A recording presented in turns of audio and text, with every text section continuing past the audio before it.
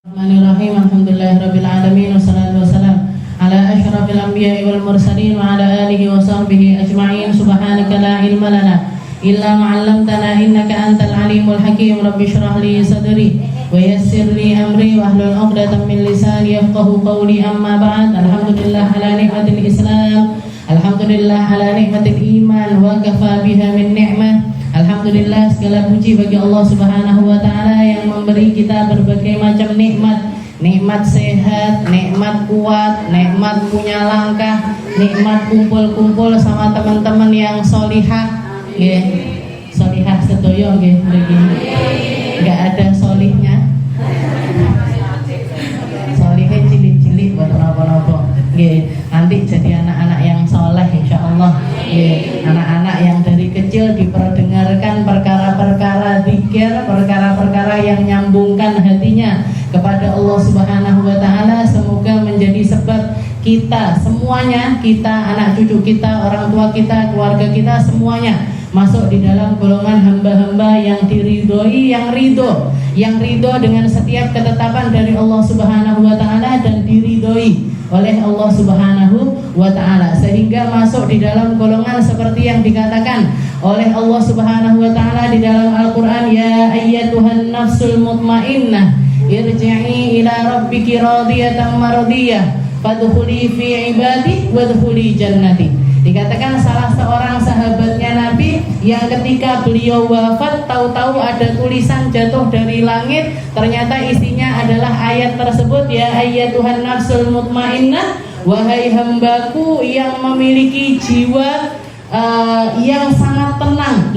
Wahai hambaku yang memiliki jiwa yang sangat tenang, irji'i ila rabbiki radiyatan mardiyah, pulanglah kamu ke hadirat Tuhanmu karena kamu sudah menjadi hamba yang ridho kepada Allah Ta'ala, sehingga Allah Ta'ala pun ridho kepada dirimu. Irji'i ila rabbiki radiyatan mardiyah fadkhuli fi ibadi, masuklah kamu di dalam golongan hambaku, wadkhuli jannati, silahkan sekarang masuk ke dalam syurgaku. Jadi ada ayat yang turun memperlihatkan bagaimana ketika Allah Subhanahu wa taala sudah ridho kepada seseorang, sudah ridho kepada satu jiwa, Allah Ta'ala seringkali menunjukkan hal tersebut. Makanya tidak heran kalau orang-orang yang mulia di sisi Allah Ta'ala itu sampai sekarang pun jiwanya menarik jiwa-jiwa yang lainnya. Jangan heran kalau misalkan jiwa yang sudah mati sekalipun masih ngasih rezeki sama orang-orang yang hidup. Wali-walinya Allah Ta'ala, orang-orang yang mulia di sisi Allah Ta'ala, kita tahu-tahu kayak ketarik enek hol ampel, milik budal. Kalau punya uang lebih, pengen ziarah wali-wali, pengen datengin wali ini, pengen datengin wali ini, pengen datengin wali ini. Kenapa kok jiwa kita bisa punya ikatan yang semacam itu? Karena Allah Ta'ala ingin nunjukkan, ini loh manusia kalau sudah aku muliakan, manusia kalau sudah tinggi derajatnya di sisi Allah Ta'ala, manusia kalau punya pangkat di antara manusia-manusia, bukan cuma terkenal di dunia tapi terkenal di langitnya Allah Ta'ala. Allah Ta'ala maha mampu untuk menjadikan mereka seperti apapun, atau dipanjangkan usianya sampai bertahun-tahun, setelah kematiannya masih disebut-sebut sama orang-orang, masih jadi teladan bagi manusia manapun. Kita sampai zaman sekarang ini seringkali ngasih nama anak dijenengne Fatimah lek wedok, kalau enggak gitu Aisyah, kalau enggak gitu Ruqayyah, kalau enggak gitu Zainab. Kenapa? Tabarukan sama putri-putrinya Nabi. Padahal orang-orang ini lahirnya tahun kapan? 1400 tahun yang lalu. Tapi masih banyak orang-orang yang pengen ngasih namanya anaknya ini. Kenapa? Biar dapat barokahnya, biar hidup di dunia mulia, nanti di akhirat juga dipanggil dengan nama mulia tersebut. Tapi ada enggak orang-orang yang kira-kira ngasih nama anaknya Fir'aun? Ada? Anakku tak jenenge Fir'aun ya. Nyapa? Neng Quran nenek. Ceritanya paling banyak. Enggak ada. Kenapa? Karena orang kalau dihinakan sama Allah Ta'ala, orang kalau mau dihinakan sama Allah Ta'ala, badannya diawetkan, jasadnya diawetkan. Sampai sekarang kita bisa nemuin jasad dari orang tersebut, tapi nggak ada satupun yang pengen ngikuti. Ya, aku milih anakku kuat koyok Fir'aun, enggak milih. Nggih, anakku pengen sehat koyok Fir'aun, enggak. Loro ritek nggih. Istilahnya sakit sesekali pun enggak apa-apa, biar dia tahu rasanya bersyukur atas kesehatannya. Anakku enggak kudu dadi rojo, enggak harus sendoknya dari emas, garpunya dari emas, bed covernya berlapis emas, enggak harus. Yang penting jadi anak-anak yang di dalam hatinya ada rasa qanaah, ada rasa nerimo dengan setiap ketentuan dari Allah Subhanahu wa ta'ala. Jadi enggak dijadikan teladan. Namrud enggak dijadikan teladan, gitu. Ada yang ngasih nama anaknya Namrud? Enggak ada. Namrud enggak dijadikan, Fir'aun juga enggak dijadikan, Haman juga enggak dijadikan, Kan'an juga enggak dijadikan. Orang-orang yang durhaka kepada Allah Ta'ala, meskipun mereka punya ikatan kedekatan dengan nabi-nabinya Allah. Kan'an itu kurang dekat apa? Putranya Nabiullah Nuh, anaknya Nabiullah Nuh. Tapi katanya Allah Subhanahu wa ta'ala ketika beliau mengatakan, ya Rabb, innahu min ahli, innahu waladi, ya Allah ini putraku ikut tenggelam sama orang-orang yang tenggelam. Katanya Allah Ta'ala, innahu laisa min ahli, innahu amalun ghairu saleh. Enggak bisa wahai Nuh, dia bukan ahli keluargamu, karena dia memutus hubungan antara dirinya dengan dirimu, karena dia memilih untuk tidak menjadi orang yang soleh. Berarti apa? Hubungan anak orang tua akan terputus kalau bapaknya di surga, anaknya di neraka. Jadi satu-satunya pemutus yang akan memutuskan kita selamanya dengan orang-orang yang bersehubungan darah dengan kita ataupun orang-orang yang ada di sekitaran kita adalah amal soleh kita. Kalau kita mau gabung sama orang-orang ahli selamat, amal kita yang kita sesuaikan sama orang-orang ahli selamat. Kalau kita pengen, dan insya Allah nggak enek sing milik, kalau pengen masuk di dalam golongan orang-orang yang dimurkai sama Allah Ta'ala, tinggal ngikuti jalannya mereka. Oh Fir'aun senengane medok, melok medok. Oh Fir'aun senengane mabuk, melok mabuk. Nanti digolongkan sama Allah Ta'ala sama Fir'aun dan kawan-kawannya. Dan kita sudah tahu persis di mana tempatnya Fir'aun. Kita tahu persis di mana tempatnya dia. Para ulama mengatakan semua orang kalau ditanya pengen masuk surga, tapi sedikit di antara mereka yang memilih untuk gabung, serawong, ikut, nimbrung, dukung sama orang-orang ahli surga. Orang-orang ahli surga memang kelihatan di dunia. Majelis-majelis kebaikan itu tempatnya ahli surga. Masjid-masjidnya Allah Ta'ala itu tempatnya ahli surga. Rutinan-rutinan maulid, rutinan sholawatan dan lain sebagainya, itu tempat perkumpulannya ahli surga. Kira-kira kalau Allah Ta'ala disuruh milih, ini orang yang akan dimasukkan surga ini kira-kira yang ada di masjid, seringkali duduk di masjid, nongkrongnya di masjid, nongkrong teng warung kopi. Jenengan mawon, kalau misalkan disuruh, Bu, ayo kita kasih hadiah sama orang-orang sekitar kita. Ayo kita kasih reward, kasih door prize sama orang-orang yang ada di sekitaran kita. Jenengan pilih ngasih hadiah sama orang ahli masjid napa orang ahli ngopi, ngerokok tenggene warung kopi. Kira-kira jenengan aja, nggak usah Allah Ta'ala. Jenengan pilih mana? Ahli masjid. Pengen ngekei sarung ki, sarungku kok kakean se anyar-anyar, tak kasihkan siapa ya? Nek bapak-bapak tukang warung kopi ki tak kasih. Nggih, ndak mendingan dikasih sama tukang azan, sama tukang iqomah, atau ustadz yang ada di kampung kita, atau guru ngaji di sekitaran kita. Mendingan ngasih mereka, jelas dipakai buat amal baik, jelas dipakai untuk melakukan kebaikan, dan dari kebaikan tersebut kita mengharapkan untuk dapat aliran pahalanya juga. Gak usah ngomongin Allah Ta'ala, gak usah pakai dalil dan lain sebagainya, dipikir pakai logika pun kita akan memikirkan hal yang semacam itu. Makanya hal-hal semacam ini adalah perkara-perkara yang menjadi sebab-sebabnya orang masuk surga. Perbanyak duduk di tempat seperti ini, masih ngantuk ritek, bener apa? Walaupun ngantuk, karo lemes-lemes, karo ngebleng, ngaji, ngelihat jilbab saya misalkan, dari jilbabnya kok koyok nopo, tidak apa, katanya Nabi Muhammad, humul qaum la yashqa bihim jalisuhum. Orang kalau duduk nimbrung di tempat-tempat semacam ini, mereka nggak akan pernah celaka, nggak akan pernah disia-siakan sama Allah Ta'ala. Masih lewat karo sesekali nggih. Misalkan jenengan bawa bayi, bawa anak kecil, sama repot sama anak kecilnya, mboten napa nggih. Duduk aja di tempat ini. Kalau bukan kita yang disolehkan sama Allah Ta'ala, insya Allah anak kita. Kalau bukan anak kita yang disolehkan sama Allah Ta'ala, insya Allah cucu kita.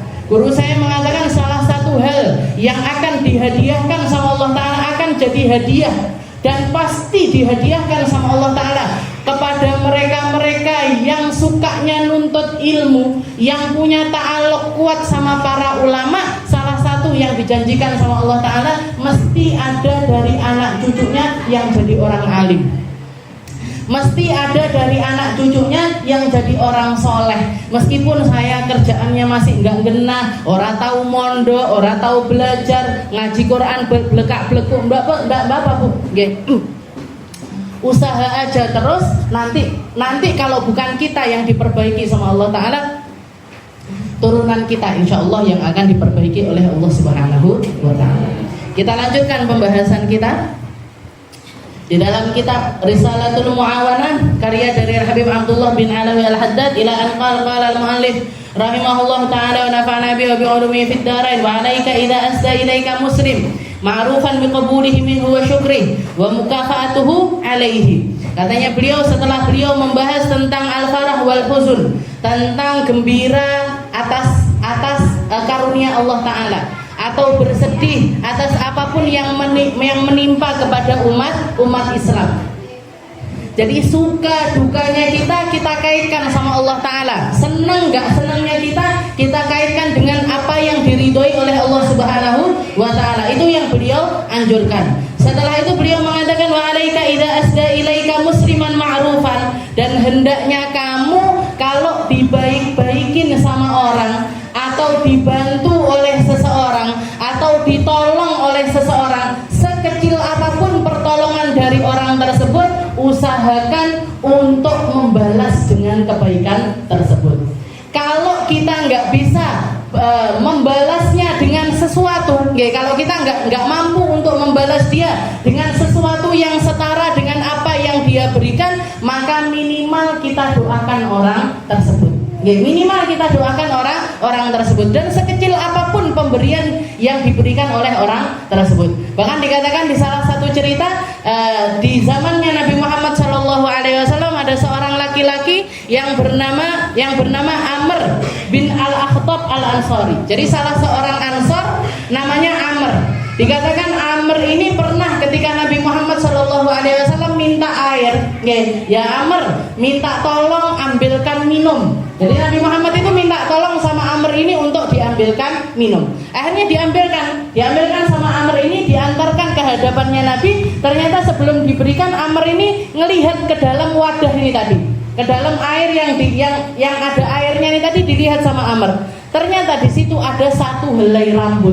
Jadi enek rambut nyeblok teng air situ. Ada rambut masuk ke situ. Diambil sama Amr, baru setelah itu diberikan kepada Nabi Muhammad SAW. Maka dikatakan waktu itu ketika Nabi Muhammad melihat hal yang semacam itu, beliau mengatakan, Allahumma jammilhu, ya Allah gantengkan Amr. Ya Allah gantengkan Amr. Masalah minta minum ini kan perkara remeh, perkara kecil. Saya misalkan minta sama jenengan, Bu, minta minum, mungkin nggak jenengan nggak ngasih saya? Mungkin. Ndak, eman-eman banyuku, Padahal air minum satu gelas itu paling mahal, paling mahal air putih itu. Sak mahal-mahalnya air minum itu paling nggak nyampe 5.000. Nggak nyampe 5.000. Apalagi kalau saya mintanya, Bu, minta sak gelas saja. Alah, nggak ada di rumah, nggak ada. Bahkan di dalam fikih itu salah satu hal yang masuk di dalam kategori hukukul mushtarakah, menjadi perkara yang kalau kita punya harus ngasih. Yang perkara yang kalau kita punya harus ngasih. Itu diantaranya air, garam. Setelah itu juga api. Jadi air, garam, api. Itu perkara kalau kita punya harus ngasih. Saya punya api, misalkan sama saya saya masang lilin, mati lampu, saya masang lilin. Tetangga saya datang, Ustazah minta apinya. Ojo, nggih, engko apiku kelong, nggih. Kelong mau mboten api itu kalau dibagi. Mboten, dibagi tambah banyak, tambah banyak, tambah banyak. Nggih, bukannya malah berkurang. Makanya dikatakan namanya itu hukukul musyarakah, sesuatu yang kalau kita punya aib istilahnya, menjadi pelit, nemen banget kalau sampai kita nggak bagi perkara tersebut. Ada orang minta air nggak dikasih, nemen nih Bu. Ada orang minta garam nggak dikasih, nemen nih Bu. Kalau gula nggak masuk, gula itu masih mahal. Tapi kalau garam, katanya termasuk hadiahnya Nabi Musa kepada umatnya Nabi Muhammad itu dikasih garam. Untuk setiap masakan dan akan tetap murah harganya. Mana enek garam regane larang niki masalah besar ini pasti. Nanti pernah kan Indonesia garam mahal, ini nemen banget. Melek ngorupsi apa yang jadi haknya masyarakat, ini parah sekali. Karena garam itu dijamin di semua tempat ada, di negara bagian manapun ada, di setiap daerah tidak mungkin kehabisan garam. Itu janjinya Allah. Karena menjadi hadiahnya Nabi Musa untuk umatnya Rasulullah Shallallahu Alaihi Wasallam. Air, garam sama api. Air, garam sama api. Ini harus dibagi. Maka dikatakan ketika Amr ini ngantarkan kepada Nabi air, setelah itu dia nyempatkan untuk ngambil rambut yang nyemplung di situ, sama Nabi Muhammad didoakan, Allahumma jammilhu, ya Allah gantengkan orang ini. Gantengkan orang ini. Maka sang periwayat hadis ini mengatakan, Ra'aitu Amr, saya ketemu sama Amr dan dia sampai nyampe usia 90 tahun tidak ada satupun uban di wajah ataupun rambutnya. 90 tahun tuh. Sininya nggak ada ubannya, rambutnya juga nggak ada ubannya. Awet ganteng sampai umur 90 tahun. Karena orang laki-laki itu paling gampang ketok sepuh kalau sudah kelihatan ubannya. Kalau enggak di kepalanya, yo di jenggotnya. Ini karomahnya atau mukjizatnya Nabi kita Nabi Muhammad Sallallahu Alaihi Wasallam. Intinya nopo, kalau masalah kita terima kasih, doakan orang nanti jadi awet muda, itu enggak ada di dalam kapasitasnya kita. Tapi yang bisa kita tiru dari Nabi Muhammad Sallallahu Alaihi Wasallam, bahkan sekedar hal kecil semacam itu pun Nabi berusaha untuk mengembalikan, atau Nabi berusaha untuk berterima kasih dengan cara yang indah, dengan cara yang mendetail. Detail sekali Rasulullah sampai mikirnya, Allahumma jammilhu, ya Allah, orang ini ngambilkan rambut, maka awetkan rambutnya dia biar dia tetap tampak gagah sampai usia tua. Jadi sekedar kalau kita dikasih misalkan apa yang dilakukan orang tua-tua kita dulu itu kan seperti itu. Lek dikei uang weh ono koyok sing dikasihkan orang tersebut. Kita ada orang ngasih kita 1 piring nasi. Kapan hari kita kalau punya rezeki kita kembalikan lagi ngasih dia. Nyapa kok ngasih sama orang itu? Dia dulu ngasih saya. Dia dulu ngasih hadiah saya. Dia dulu memberi saya ini, memberi saya ini dan lain sebagainya. Balas.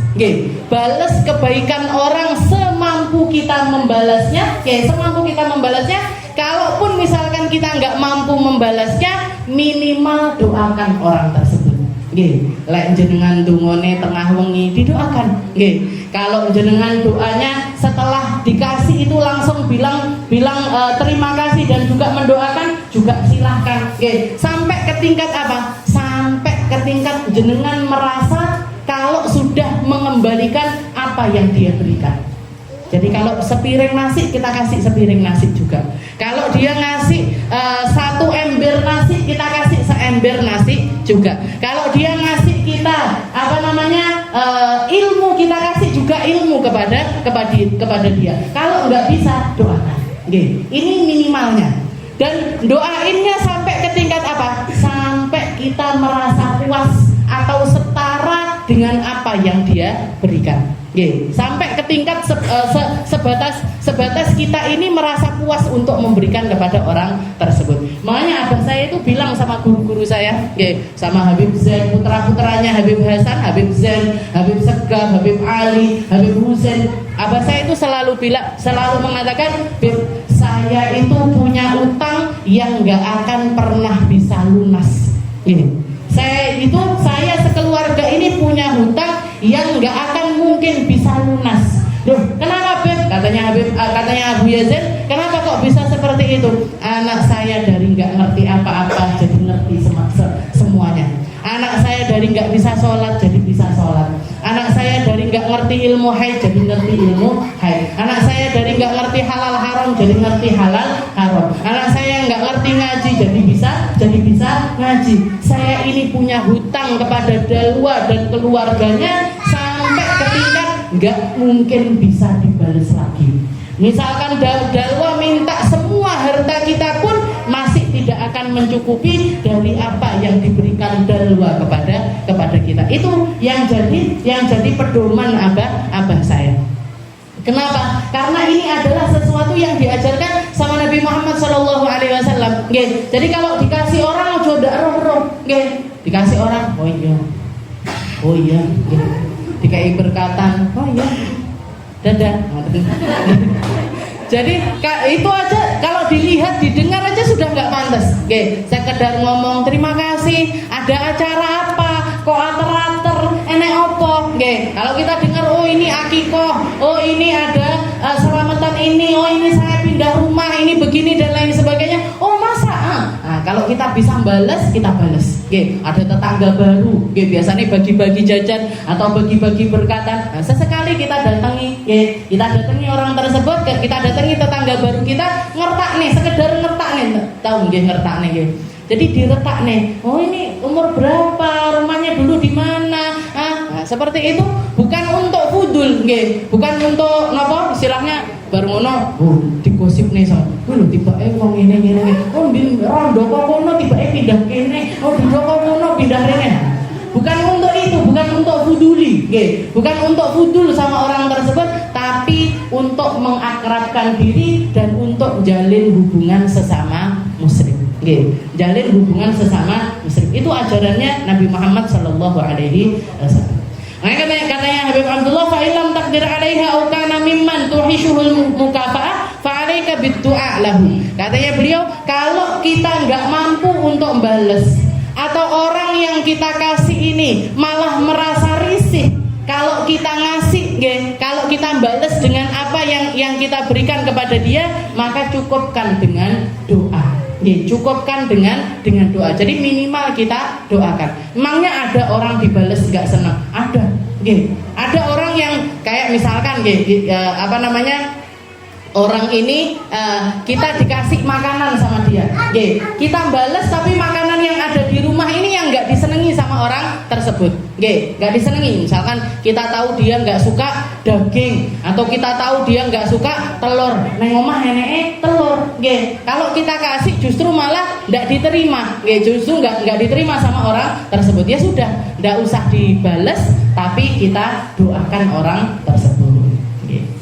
Waqad qala alaihi salatu wassalam law uhdi ilayya dira aw qura laqabiltu. Katanya Nabi, kalau misalkan ada orang ngasih hadiah kepada saya tulang ataupun juga kikil, pasti akan saya terima. Nabi Muhammad nih, kalau kikil kan mahal saja di sini. Iya, di Indonesia. Lek di Arab, Bu, di Arab itu jeruan, kikil, tulang niku ndak dijadikan apa-apa. Orang Indonesia saking kreatifnya sampai kikil-kikil dimasak.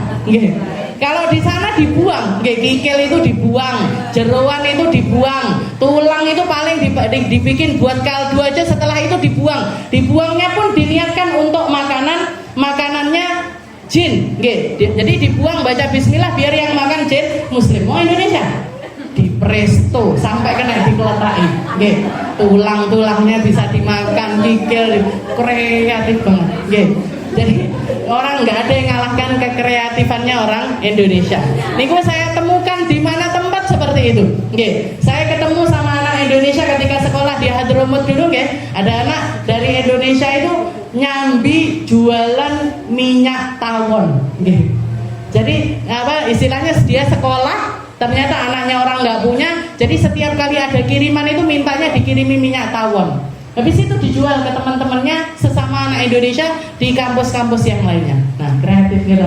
Nggak ada yang kepikiran kayak gitu, jualan minyak tawon nenggone di Hadramut sana. Nggih, ada yang jualan tempe sampai jadi pengusaha tempe, ada yang jualan tahu sampai jadi pengusaha tahu. Orang Indonesia itu terkenal kreatif. Guru saya di Hadramut itu senang sekali kalau ada anak baru dari Indonesia. Katanya beliau ketika saya masih baru, ketika masih disambut ketika Ramadan itu saya dikenalkan sama putrinya Habib Umar sama keluarganya Habib Umar, ini anak Indonesia datangnya dari Dalwa, mesti komentarnya mereka mesti bahasa Arabnya bagus, mesti kreatif. Terbukti bikin drama, bikin apa segala macam itu rata-rata yang bikin anak Indonesia. Termasuk makanan kikil dimasak sing dicacah-cacah niku, dioseng-oseng, dan kalau di sana dibuang semuanya. Nah, makanya Nabi Muhammad mengatakan kalau saya dikasih hadiah kikil sekalipun yang nggak ada harganya di sana, di sini mahal kikil. Nah, mahal. Di sana nggak laku itu, katanya Nabi, aku akan tetap menerimanya. Dikasih tulang bakalan tetap aku terima. Bahkan beliau mengatakan, lau du'itu ila dira'in au qura' la ajabtu. Kalau misalkan ada orang bikin undangan, setelah itu hidangannya kikil ataupun tulang, saya juga akan tetap datang dengan undangan tersebut. Saking tawaduknya Nabi Muhammad Shallallahu Alaihi Wasallam. Intinya nopo? Intinya Nabi Muhammad itu nggak pernah pilih-pilih undangan. Mau yang ngundang orang kaya, mau yang ngundang orang nggak punya, mau orang yang ngundang masakannya enak, mau yang ngundang masakannya nggak enak, mau yang ngundang itu kalau bikin acara genah, mau yang bikin acara nggak genah, selalu didatangi oleh Rasulullah Shallallahu Alaihi Wasallam. Patokannya beliau nopo? Patokannya beliau yang pertama kali ngundang, yang paling berhak untuk didatangi. Yang pertama ngundang, yang paling berhak untuk didatangi. Bukan enek dua undangan bareng.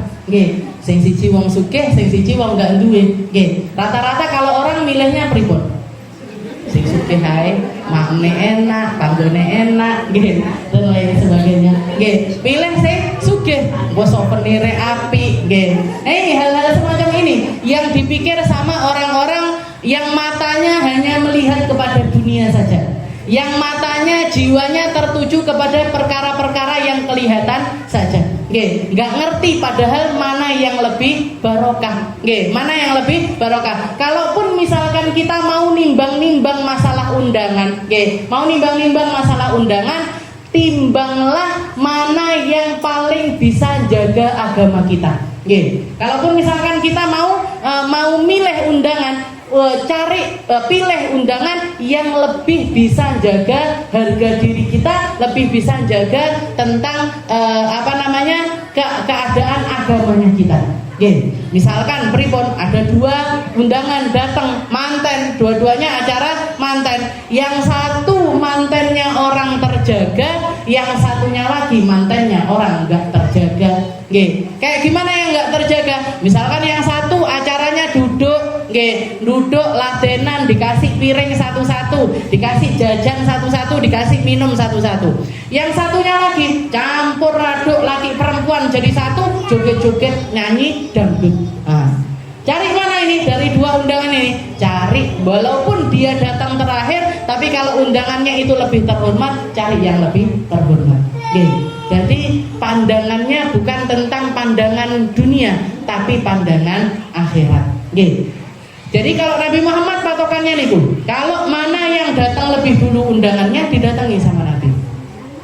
Yang terakhir undangannya meskipun dia misalkan keluarga dekat sama Nabi, diakhirkan sama Rasulullah Shallallahu Alaihi Wasallam.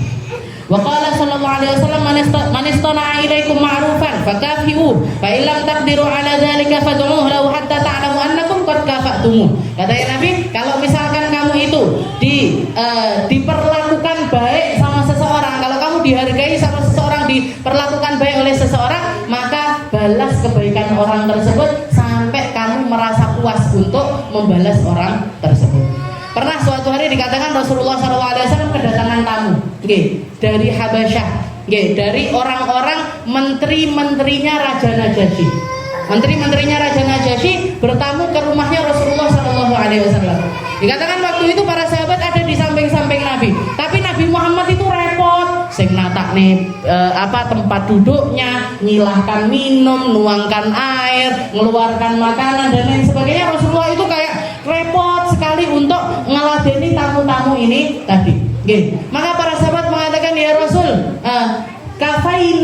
kafainaka, biar kami aja ya Rasul, cukup kami aja yang ngeladeni, jenengan duduk manis ngobrol sama tamunya. Jenengan duduk aja ya Rasul, biar kita yang laden.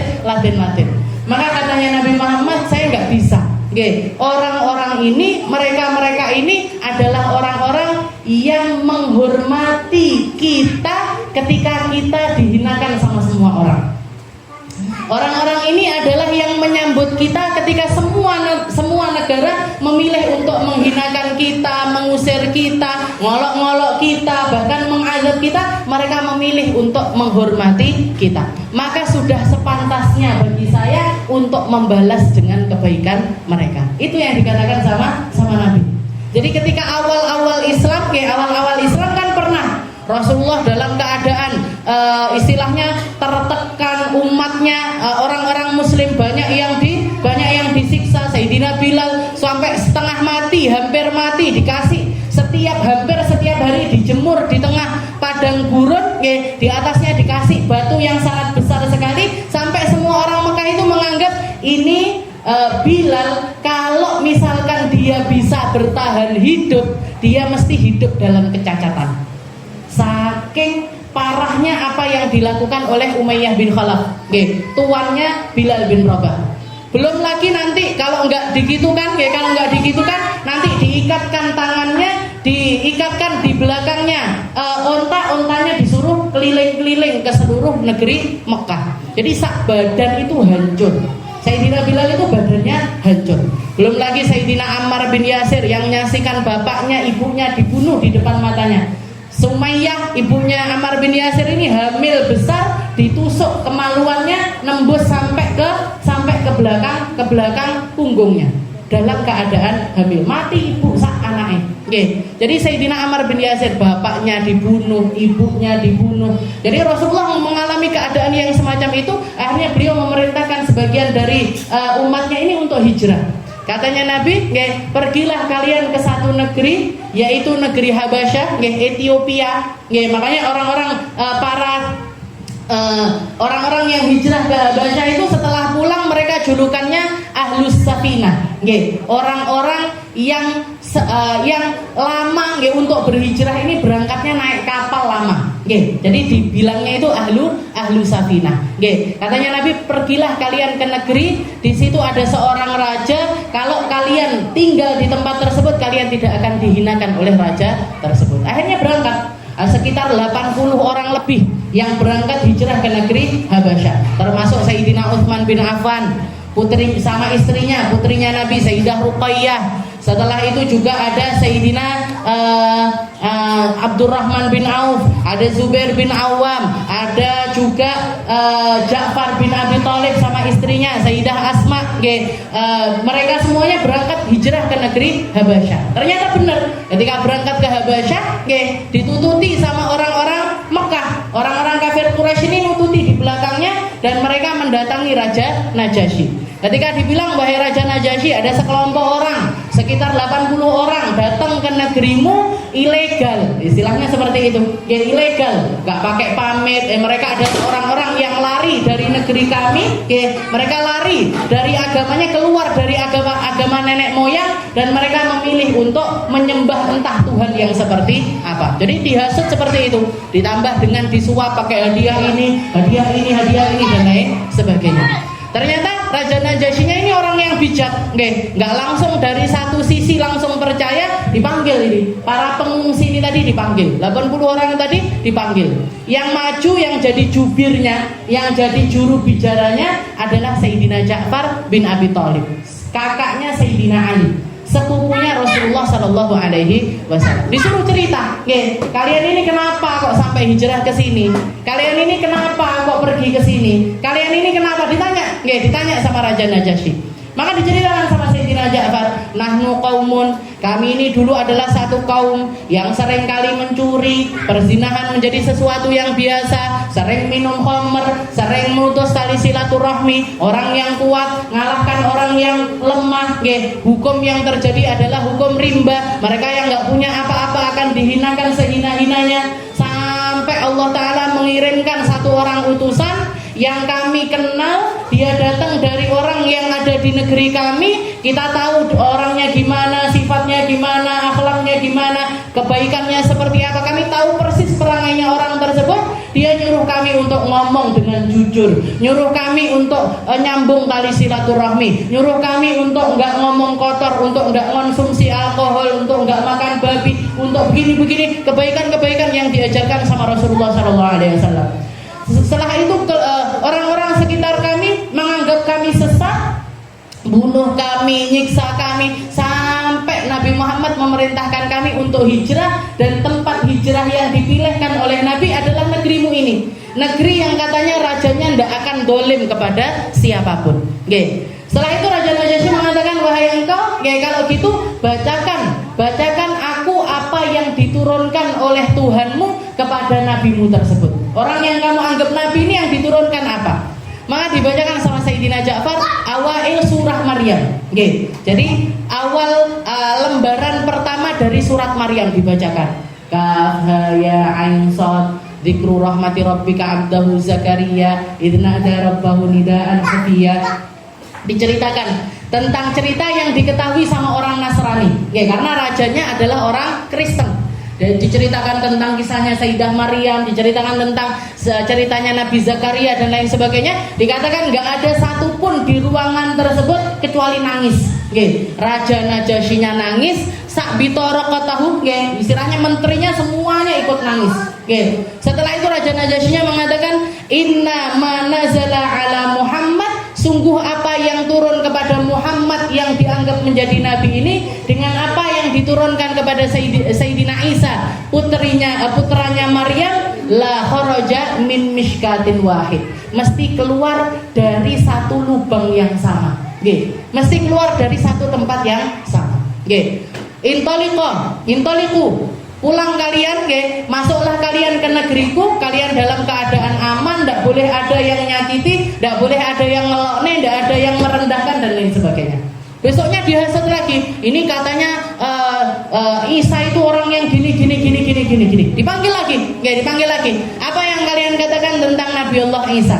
Dijawab sama Sayyidina Ja'far, innahu Abdullah wa ruhuhu wa kalimatuhu alqaha ila Maryam al-adra al-batul. Katanya Sayyidina Ja'far, seperti yang kami katakan tentang Nabi Allah Isa, persis seperti apa yang dikatakan oleh nabiku. Dia adalah seorang hamba Allah, dia adalah kalimatnya Allah, dia adalah ruhnya Allah, dia adalah cahaya dari Allah Ta'ala yang dimasukkan ke dalam perutnya seorang perempuan bernama Maryam. Dan Maryam ini adalah perempuan yang bersih, gak pernah berzina, gak pernah melakukan suatu keburukan apapun.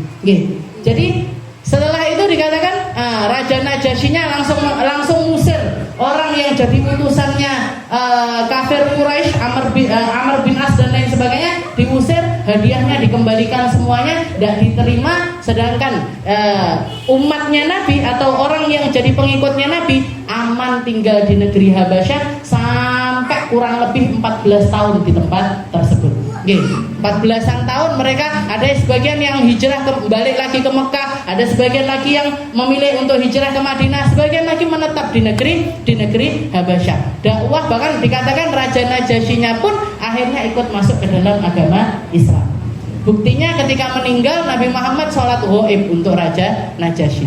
Jadi karena hal yang semacam ini, orang-orang Najasyi ini, orang-orang Habasyah ini pernah memuliakan tamu-tamunya Nabi Muhammad, istilahnya pengikutnya Nabi Muhammad dimuliakan di tempat tersebut, maka Nabi Muhammad memilih untuk memuliakan tamu-tamu yang datang kepada beliau. Wa qala alaihi salatu wassalam, dan Nabi Muhammad juga mengatakan, man qala liman asda ilaihi ma'rufan jazakallahu khairan faqad ablagha fitana. Katanya Nabi, barang siapa yang kalau dikasih sesuatu sama orang dia mengucapkan jazakallah, nggih. Kalau laki-laki jazakallah, kalau perempuan jazakillah, kalau orang banyak ngomongnya jazakumullah, nggih. Jazakumullah ini artinya nopo? Bukan terima kasih, nggih, tapi artinya semoga Allah membalas engkau, nggih. Semoga Allah membalas engkau. Barang siapa yang dikasih kebaikan sama seseorang, setelah itu dia mengucapkan jazakumullah, nggih, bilang jazakumullah seperti ini dengan perasaan yang tulus, ya. Saya benar-benar minta biar Allah Ta'ala membalas dia dengan kebaikan yang setara. Katanya Nabi Muhammad, faqad ablagha fitana. Orang ini sudah menunaikan apa yang harusnya diberikan kepada orang tersebut. Sudah menunaikan apa yang diberikan sama orang tersebut. Karena kalau cuma sekedar terima kasih, terima kasih, napa niku terima kasih? Nerima kasih, ya saya nerima kasih yang kamu berikan kepada saya. Ini berarti cuma dari satu sisi, tapi nggak ada balasan kepada orang tersebut. Tapi kalau kalimat jazakumullah, semoga Allah yang balas kebaikan kamu. Kamu ngasih saya uang bantu utang saya, semoga Allah yang balas.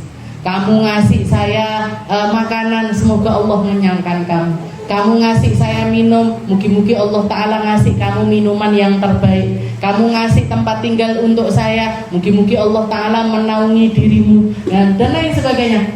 Katanya Nabi, jadi kalimat jazakumullah itu faqad ablagha fitana. Ini sudah menunaikan apa yang seharusnya kita berikan kepada orang tersebut. Nah, ketika ada salah seorang sahabat yang meninggal dunia ketika di medan perang, sudah sakaratul maut, saya sudah hampir meninggal, ada satu orang ditarik tangannya, ditarik tangannya. Setelah itu dikatakan, wahai engkau, tolong baligh salami ila Muhammad, sampaikan salamku kepada Nabi Muhammad, jazakumullahu khaira, semoga Allah Ta'ala membalas kebaikan kepada Nabi Muhammad setara dengan apa yang telah diberikan kepada kami. Kenapa? Karena apa yang disampaikan, apa yang didatangkan, apa yang diberikan sama Nabi Muhammad kepada kita, itu sesuatu yang gak akan mampu kita balas. Nabi Muhammad mengajarkan kita Islam, mengenalkan kita kepada Allah Ta'ala, nyambungkan kita dengan syariat, nyambungkan kita dengan hukum-hukum yang baik. Ini sesuatu yang gak bisa kita balas dengan apapun. Kalau gak ada Nabi Muhammad, kita gak kenal sholat. Kalau nggak ada Nabi Muhammad, kita nggak kenal puasa Ramadan. Kalau nggak kenal Nabi Muhammad, kita nggak ngerti sedekah, zakat. Kalau nggak ada Nabi Muhammad, kita nggak ada perayaan Idul Fitri, Idul Adha, Idul Kurban, Akikoh, dan lain sebagainya. Semuanya nggak ada. Semuanya ada, hadir di dalam kehidupan kita berkat jasa dari Nabi Muhammad SAW. Makanya sempatkan jazakallahu Nabi, ya Allah, semoga Allah Ta'ala memberikan balasan yang terbaik kepada Rasulullah SAW sebagaimana dia telah memberikan kebaikan kepada saya. Itu rutinkan untuk jadi wirid. Di beberapa rotib hadat biasanya ada. Biasanya ditambahi dengan kalimat-kalimat tersebut. Faqad ablagha fitana. Jadi kalau kita dikasih sesuatu, kasih, ucapkan terima kasih, karena itu adatnya orang Indonesia. Terima kasih. Tapi tambahi lagi dengan doa. Doanya apa? Jazakumullahu khairan. Semoga Allah Ta'ala balas kamu dengan kebaikan. Apa yang kamu berikan ke saya ini, mugi-mugi kalau saya nggak mampu balasnya, mugi-mugi Allah yang akan memberikan balasan kepada dirimu. Wa iyyaka an taksir qalba muslim bi raddi sani'atihi alaih. Insyaallah kita lanjutkan di pertemuan kita yang selanjutnya.